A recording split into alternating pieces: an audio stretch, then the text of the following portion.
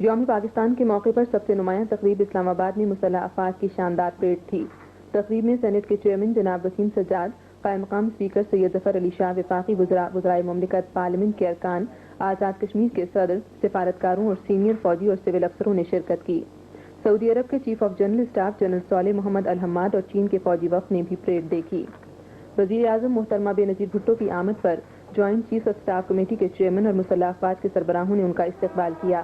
صدر مملکت کی آمد کا اعلان بگل بجا کر کیا گیا۔ جناب فاروق احمد خان لغاری بگھی میں جناح ایوینیو پہنچے۔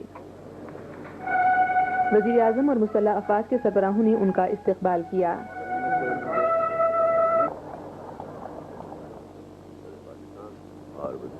مسلح افواج کے دستے نے سلامی دی۔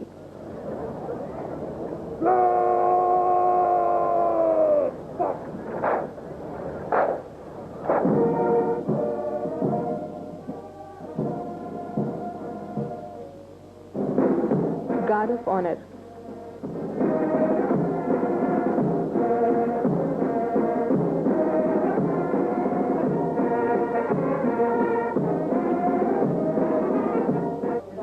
Fly past.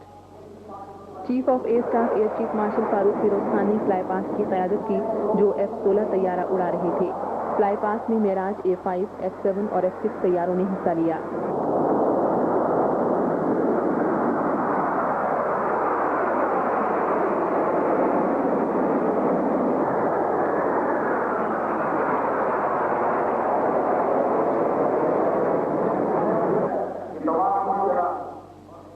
پریڈ سے خطاب کرتے ہوئے صدر مملکت نے کہا کہ آج کے دن ہم یہ عہد کرتے ہیں کہ ہم وطن عزیز کی جو قائد اعظم کی امانت ہے حفاظت کریں گے اور اس کے استحکام اور ترقی کے لیے کسی قربانی سے دریغ نہیں کریں گے۔ مسلح افواج کو خراج تحسین پیش کرتے ہوئے جناب فاروق احمد خان لغاری نے کہا کہ ہمارے سپاہی ملاح اور ہواباز سپاہ گری کے ماہر، فرض شناس اور ایثار و شجاعت کے پیکر ہیں۔ مادر وطن کی حفاظت کا مقدس فریضہ ان کے سپرد ہے۔ آج کی شاندار پریڈ ان کے پیشہ ورانہ معیار کی عکاسی کرتی ہے۔ صدر مملکت نے کہا کہ ہمارا یہ عزم ہے کہ تمام مشکلات اور ہر قسم کے اندرونی اور بیرونی دباؤ کے باوجود ہم اپنے دفاع کو مضبوط سے مضبوط تر بنانے کی کوششیں جاری رکھیں گے۔ جناب فاروق احمد خان لغاری نے کہا کہ ہم کسی ملک کے خلاف جارحانہ عزائم نہیں رکھتے، نہ کسی کا علاقہ چھیننا چاہتے ہیں، نہ کسی کے جائز قومی مفاد کو نقصان پہنچانا چاہتے ہیں اور نہ ہی علاقے کے ملکوں پر اپنی برتری قائم کرنا چاہتے ہیں۔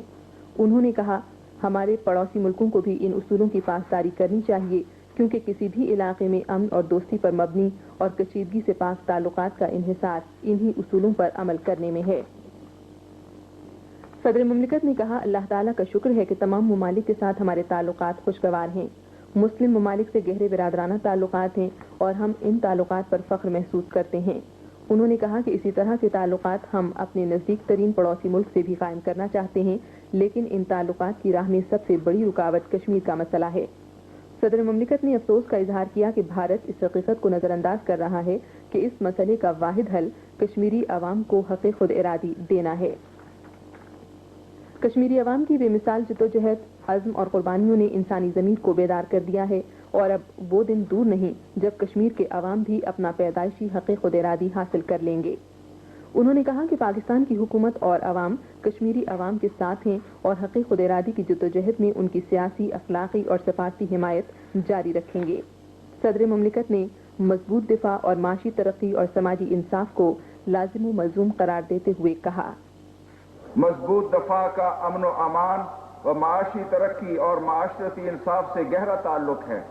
مستحکم معیشت اور سائنسی، فنی اور صنعتی ترقی کے بغیر ہم اپنے دفاع کو مضبوط بنیادوں پر استوار نہیں کر سکتے۔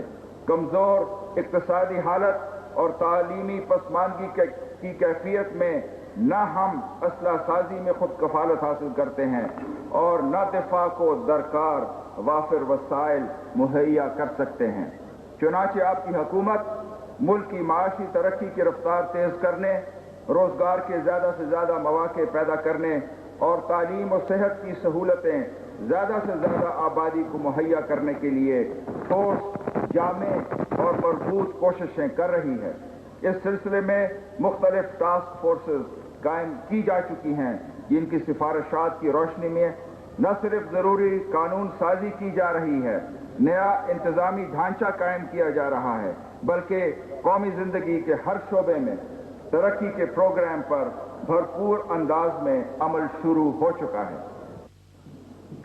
صدر کے خطاب کے بعد پیدل اور مشینی دستوں کا مارچ پاسٹ ہوا۔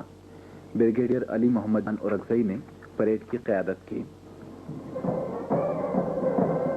ان میں Punjab regiment, Baloch regiment, frontier force regiment, Azad Kashmir regiment, Sindh regiment, engineers corps of signal, special service group, Pakistan navy, Pakistan air force, northern light infantry, Sarhad اور بلوچستان کی فرنٹیئر کور، پاکستان رینجرز اور مجاہد فورس کے دستے شامل تھے۔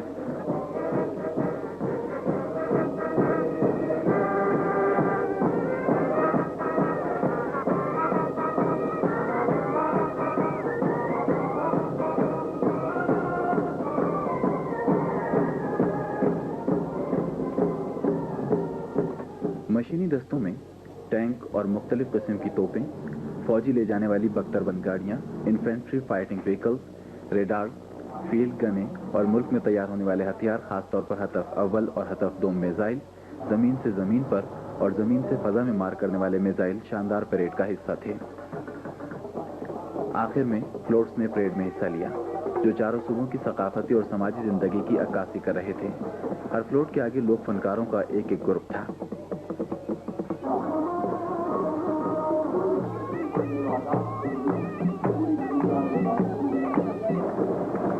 ان گروپ کے لیڈروں نے صدر مملکت اور وزیر اعظم کو تحائف پیش کیے۔